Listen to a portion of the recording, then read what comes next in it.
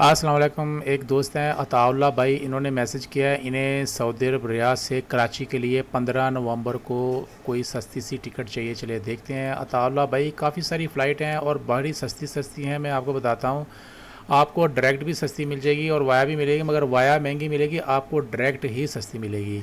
सबसे पहले आप सऊदी एयरलाइन है, ये देखें, रियाद से डायरेक्ट जाएगी कराची। इसका टाइम देख लें, 6:55 पे चलेगी, 12 बजे पाकिस्तान कराची पहुंचेगी, मगर ये 414 सऊदी रियाल की मिलेगी। ये थोड़ी महंगी है, इसको छोड़ दें।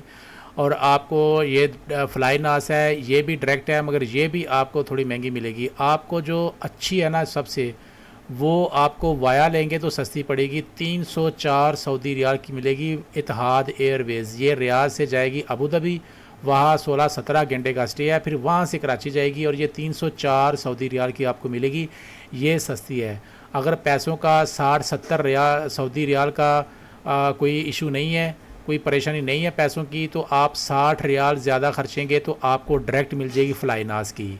ये दो फ़्लाइटें हैं, सबसे अच्छी हैं। इन दोनों में सीटें अवेलेबल हैं। आप 15 नवंबर का मैंने चेक किया, आप 14 का लेंगे, 15 को लेंगे या 16 को लेंगे, सब में यही आपको प्राइस मिल जाएगी।